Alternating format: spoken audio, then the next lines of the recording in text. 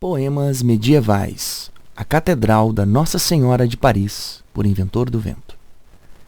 Recebi pela manhã, vindo desde a chuva fria do outono, o corcunda, caolho, surdo e coxo, chamado Quasímodo, que é bem mais conhecido por todo o mundo como o Corcunda de Notre-Dame.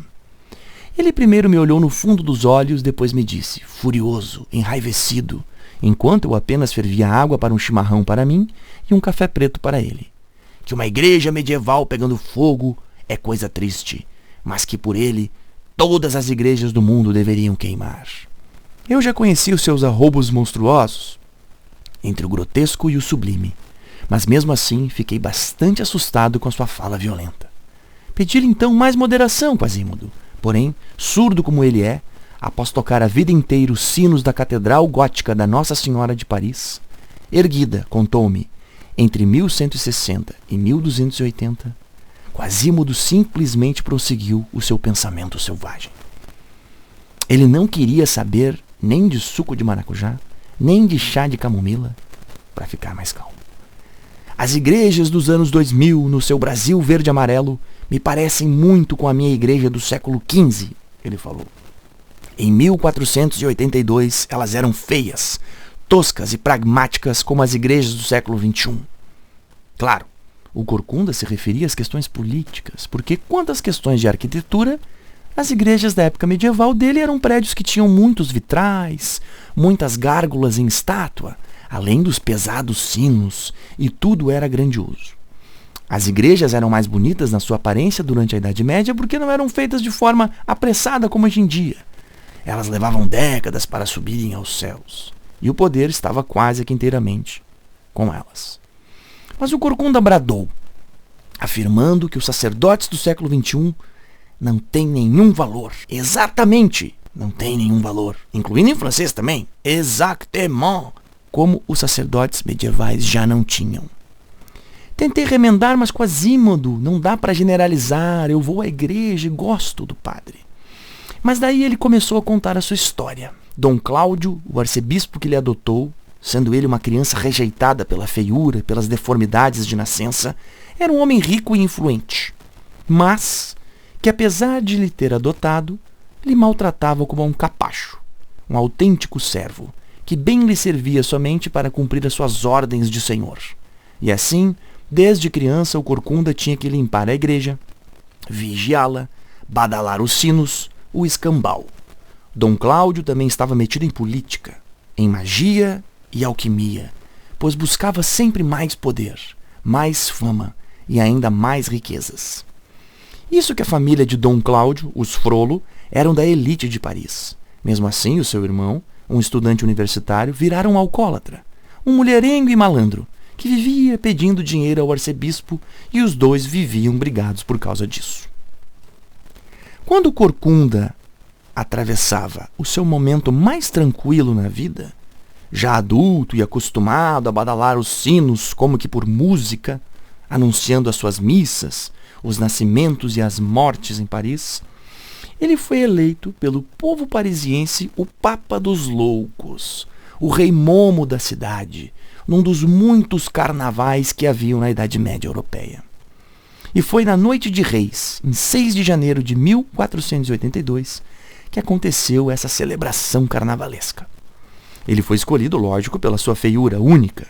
Por isso, virou, simbolicamente, o rei dos ladrões, dos vagabundos, dos mendigos, das prostitutas e dos artistas de rua, que democraticamente e, claro, ironicamente, votaram nele. Era uma alegria temporária, ele pensou, de final de semana, mas servia. Vocês sabem, meus ouvintes, que quanto maior a miséria, a pobreza e a desigualdade social, como era nos 1000 anos da Idade Média, maiores são as festas e os carnavais para os pobres. São o consolo de quem não tem consolo, para o bem e para o mal. Nesse mesmo instante em que se divertia com os loucos e rejeitados da cidade grande, e até com alguns burgueses de Paris misturados, Dom Cláudio Frollo acabou com a alegria do Corcunda e mandou que ele sequestrasse a ciganinha Esmeralda. Quem era Esmeralda? 16 anos de pura beleza. Adotada pelos ciganos do Egito que viviam fazendo seus shows pelas ruas. Liam a sorte em palmas de mão esses ciganos. E Esmeralda dançava como ninguém, com o seu pandeiro árabe e sua dócil cabra de estimação, de Jali. Dom Frollo se apaixonou pela cigana. Aliás, todo mundo se apaixonou por ela. O Corcunda também. Claro, mesmo feio que é um raio, afinal, os feios também amam. Mas, por esse sequestro da cigana, ele foi condenado a chicotadas e ao escárnio em praça pública. A mesma multidão de Paris que celebrou com ele num dia, no outro, aplaudiu seu açoite, sua vergonha, a sua humilhação. Ainda por cima, o sequestro da cigana foi um grande fracasso, pois um policial muito bonito e muito playboy, chamado Febo, libertou a cigana das mãos do Corcunda.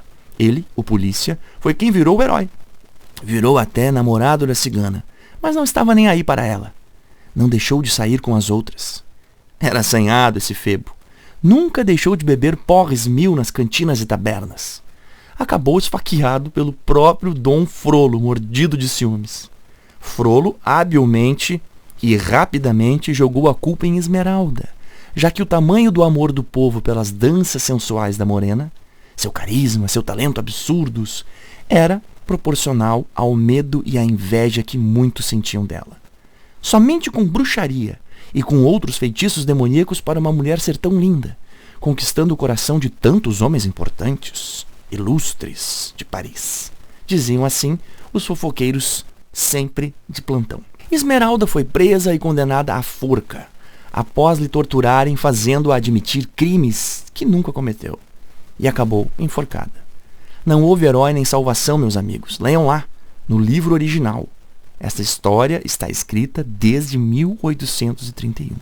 A ciganinha sobreviveu um pouco mais antes da tragédia, refugiada com o Corcunda, que, num ato tresloucado de paixão, tentou lhe salvar, levando a jovem nos braços para o alto das torres da Catedral de Notre-Dame, tratando-a com devoção, carinho, água, pão, colchão para ela e até para sua cabra. Em resumo, tudo com muito respeito.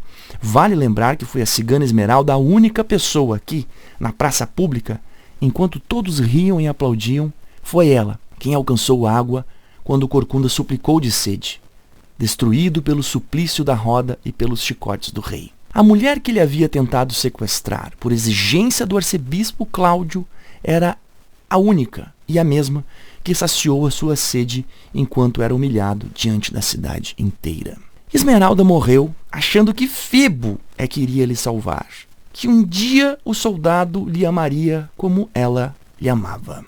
Lembro ainda ao leitor que foram os vagabundos, marginais e bandidos de Paris, os mesmos aqueles do carnaval, que tentaram invadir a catedral e salvá-la também da forca do rei e do tribunal da Inquisição da Santa Igreja. Saíram atrás de Esmeralda 1000 homens, mulheres e crianças na Praça dos Milagres, mas não conseguiram realizar milagre algum.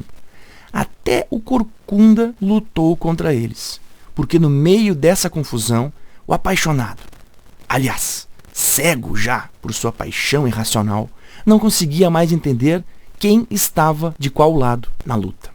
A polícia do próprio arqueiro e capitão Febo foi quem acabou com todos eles, com os marginais, com os trabalhadores, e levaram também Esmeralda consigo. O melhor que o Corcunda conseguiu fazer em meio a tanta loucura, jogar o padre Frollo do alto da catedral e vê-lo se esborrachar no chão. O que aconteceu com ele, com Corcunda? Morreu de desgosto 2 anos depois. Dizem que seu esqueleto se encontra milagrosamente entrelaçado ao esqueleto de Esmeralda, na vala comum de Montfaucon, onde foram jogados os restos dos inimigos do governo e da igreja. Mas talvez a desgraça maior tenha sido a da mãe da Esmeralda. Tendo perdido sua filha de 1 ano de idade, que foi levada pelos ciganos anos antes dessa confusão, ela simplesmente se trancou num quarto com o sapatinho que sobrou do seu nenê e ficou assim, 15 anos rezando para que a guria voltasse. Quando ela voltou, estava virada numa autêntica e deslumbrante cigana bailarina. Sim, era a Esmeralda, que fora arrastada para a forca pelos soldados do rei, acusada de ser bruxa e muito mais. O pior é que a mãe dela espumava, gritando que isso estava certo, que os ciganos todos deveriam ir para a forca mesmo. No fim, mãe e filha até se reconheceram, mas já era muito tarde. Ambas não duraram nada. Ninguém lhes deu ouvido. Quasimodo soluçava entre lágrimas quando acabou de relembrar essa história tão dolorida, mesmo depois de ter passado tanto tempo. Igualmente chateado, eu apenas consegui dar um abraço no meu feio amigo. Praguejei mentalmente o velho escritor Victor Hugo, que expunha os seus personagens a situações tão embaraçosas. E disse-lhe ao corcunda: calma, amigo, calma. Não estamos mais na Idade Média. Não precisa chorar. Essa época histórica já passou. Já passou. Vush.